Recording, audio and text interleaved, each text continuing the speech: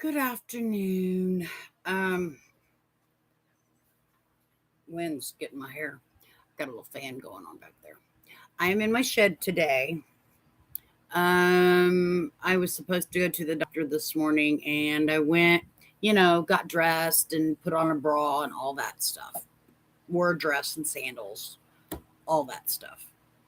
And I got there and she said, "Your appointment's not till the 6th of November." I said, "You've got to be kidding me. November?" I had it on the calendar for today. It was inked in. I don't know what happened. I don't know. Somehow I got the wrong date. I think what might have happened is my old doctor um, is retired. Well, she had an emergency family thing going on. So she went back to wherever she's from. So the doctor that's taking over for her, nurse practitioner really, but they know more than the doctor sometimes. Hi, Roseanne. Sometimes the nurses really, I don't know, they more people, than doctors do sometimes. Anyway, um, so I think what happened is she went. The end of last month was her last, and we had an appointment set up, and I think it was for today. And then when the new doctor took over, I think I didn't erase the appointment. So I went to the doctor today for nothing. Isn't that fun? Um, so now I think I'm going to spin for a little while. If y'all want to talk, we can talk. If you want to spin, we can spin. Roseanne, do you want to see me spin for a while? Do you want to do both? What? Because I can't see chat if I turn it so that I can spin. So, I mean, you want to spin? Okay, we can spin.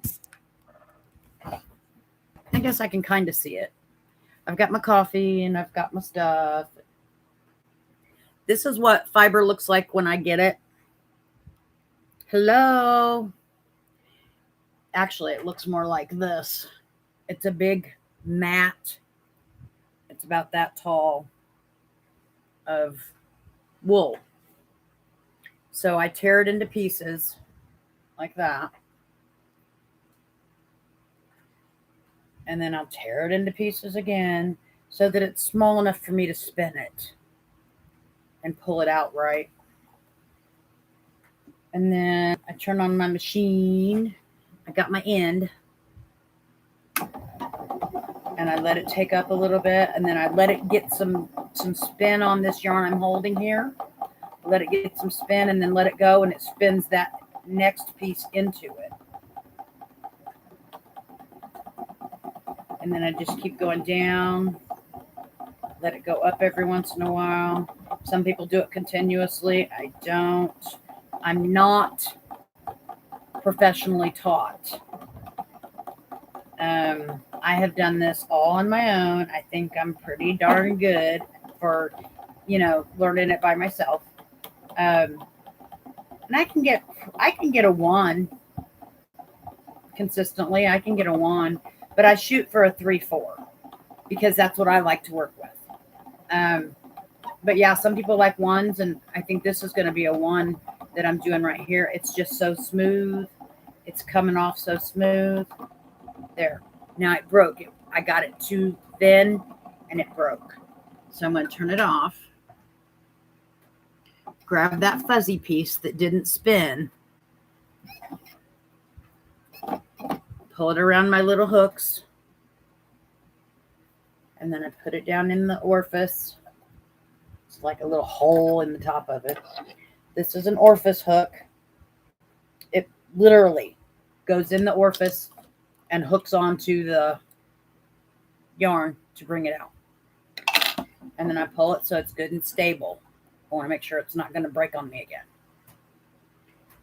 And then I pick up another piece and go again. That's all there is to it. It's all eye-hand coordination. You just have to know when, watch when you're, some people can do it without looking. It amazes me. I'm so in awe. But sometimes the way I learned, when I taught myself off watching people, is I just kind of watch and see how big it is. And if I want it smaller, I just pull it smaller. It's that simple.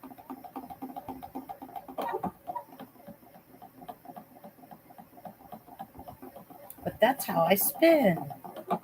Right now I'm doing sheep's wool and natural.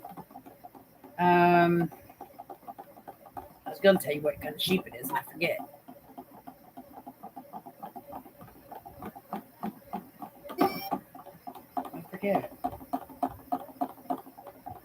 And then when that one's coming to an end, I'll grab another piece. And the same as when I started, I'm going to build up tension right here because I'm not letting the tension go past my fingers. And I'll build up tension and let it go a little bit. And eventually it will go into this. It will pull that in. There, it just pulled it in. So now I've got a new longer piece. See that? So you can controlling. So whenever I make anything, I say it's a roving, because I'm not really good at being but when I get better, it will be easier, I'm sure. Then I just get some more out. I don't like the way that this is poofy right here and here. So I'm going to start up here when I start to spin to get some more twist on that right there.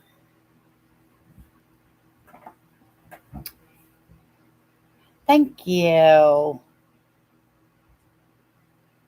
Oh, I love it. I honestly love it. It is so relaxing and so calming for me. I made this little shed so I can come out here, and it's like my she shed, and I can get away from the grandkids, and I can actually do something that I enjoy. I've got all my yarn in here, all my spinning supplies. My dog sits out on the porch of my shed. It's just awesome. I love it.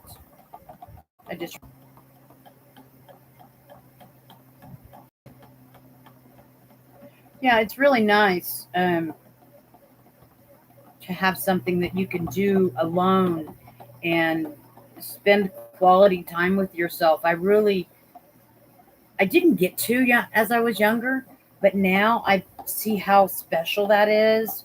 And like we always say, you can't fill another's cup with an empty cup. You have to fill yours first. And it really does help me to do that. I can think about things that I can't think about and can't concentrate on. The rhythm of the spinning wheel helps a lot with thinking.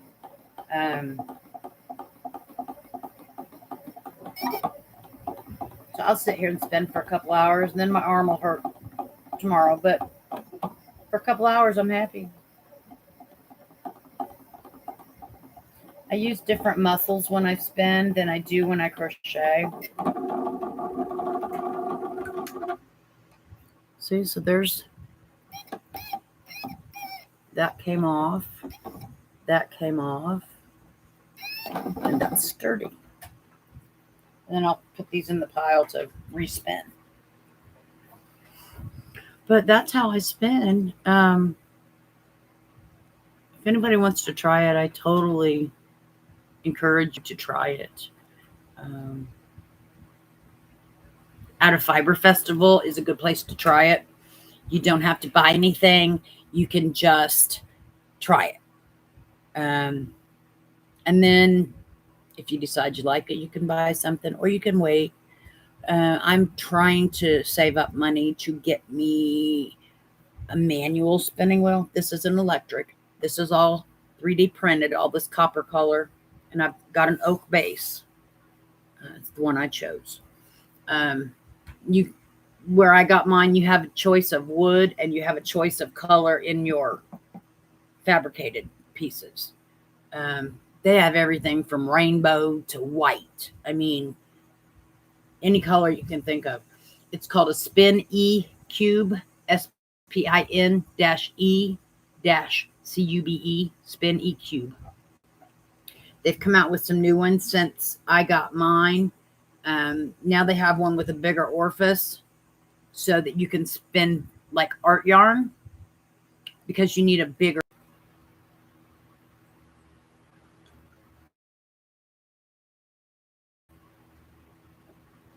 Yes, I use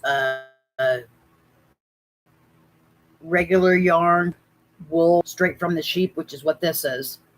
This is a gray. I don't know if you can tell. It's gray with some white, a little bit of flecks in it. And then this one underneath here, this one right here. Let me move that. It's called Sherry, like the liquor. It's burgundy.